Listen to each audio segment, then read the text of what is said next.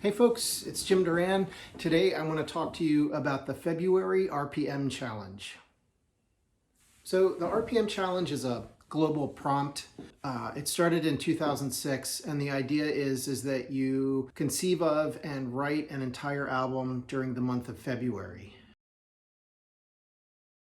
I've tried it 5 times myself, maybe 6. I've succeeded 3 times. Today I'm going to talk about my most recent effort. Initially, when it started, you were expected to do 10 songs or 35 minutes of music. They've changed it, so you can do an EP, you can do a single, you can do a box set if you want. And I chose to do an album, and I had a particular album in mind. A few years ago, I had a dream where I made a piece of music that was 7 minutes and 77 seconds long. There was a table in my music space with various musical contrivances and contraptions on it, and I began in one place and gradually built this loop, adding different sounds to it and eventually guitar and bass until it was this complete piece of music. And in the dream, I remember thinking, if I can just remember this when I wake up, I'll be able to do it. And I was really excited about it. Well, I didn't remember the music when I woke up, but that idea has kind of stuck with me. So for this time around, I decided to try to make a record of songs that last either 7 minutes and 77 seconds long or 777 seconds. And I have 7 songs to present. In the dream, the music built through the instruments like some Rube Goldberg invention where it was unlikely and absurd and really fun. And that's what gave me the idea for this project. Rube Goldberg was a cartoonist who died in December of 1970, and he's known for cartoons and illustrations of the Rube Goldberg machine, which are these complicated gadgets that perform simple tasks. And so the process in which I've created a lot of these sounds feel like that, where I'm going through extra steps. It's a lot more complicated than it probably needs to be, but it's every bit as fun as a Rube Goldberg machine. So my daughters and I have been passing around this Tascam 8-track for a few years. I bought it initially to record voiceover stuff for videos for my job. And then I gave it to my oldest daughter to record some demos. And I think she passed it along to my younger daughter, who plays cello and various musical instruments. And recently it came back to the house here. I wanted to use this as an instrument. For each track, I've recorded 7 different parts. And then I've run those parts sometimes through guitar pedals and process the audio. And then I put them on individual channels on this 8-track. And then I play the 8-track and I control the volume and the panning a little bit. But in essence, this is the instrument. And I've set it to go for the allotted amount of time. And then what I get is what I get. This was an experiment, but I'm pretty happy with the way it turned out. For the first track, I wanted to make use of 7 different guitar techniques, which could be looped and then played back through the Tascam. On track 1, the very first one, I decided to make a 12-tone row, which comes from serialism, which was invented by Arnold Schoenberg in 1921.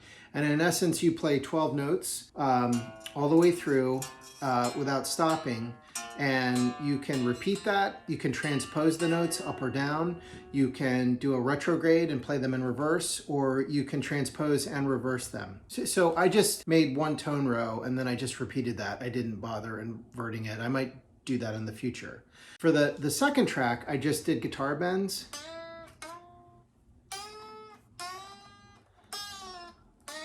That was the only technique allowed on the second one. On the third track, I did tapping. For the fourth track, I used reverb trails where I would just hit a note and then record so you only hear the fade out with reverb in there. That's the only effect that I used on this one. On the next track, I used rhythms, just pulsing. And I was kind of thinking about surf music, but it was really just single staccato notes. The next track were harmonics, where I only played harmonics. And then on the last one, I did slides up and down, and I actually used a spoon. I don't have a slide, so that's how I generated those sounds. I recorded them into Ableton. I looped them to extend them for 7 minutes and 77 seconds. Then I imported them into the Tascam, and then I played them back and re-recorded them.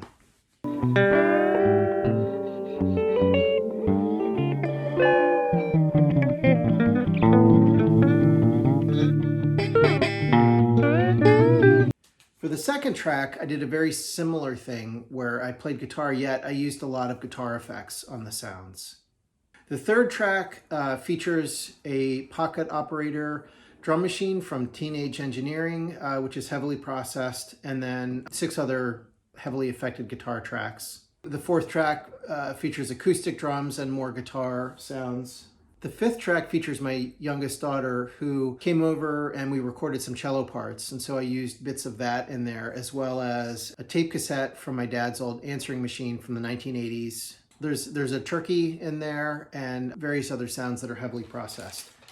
For the sixth track, I actually used a lot of found sounds, things I recorded with my phone, as well as guitar and other instrumentation. And then I put those sounds on the Tascam, and then I ran this out through my pedal board back into the computer. So it's probably the most Rube Goldberg-like piece on this recording. And then the seventh track is a little bit more minimal. I think it's probably my favorite, and that one is for 777 seconds. I decided to call this album the Goldberg Variations. Johann Sebastian Bach wrote the Goldberg Variations for a friend of his, Johann Gottlieb Goldberg, who was a virtuoso harpsichordist and apparently had insomnia. And the story goes that Bach created these variations for him to play. The title of the album is a play on Bach's musical variations, which I've sought to do with this device. But it's also a nod to the delightfully overly complicated inventions that were created to solve a simple problem. It reminds me of Wile E. Coyote and the lengths that he went to try to capture the Roadrunner, each attempt being more outrageous than the previous one. There's something that I really enjoy about that. I found this recording really satisfying to make. It was a lot of fun. I've enjoyed thinking about it, and I'm kind of excited to try to perform live using these materials that I've created and this technique. So we'll see where that goes. I hope you're doing okay. Thanks for watching this, and I hope to see you soon. Bye.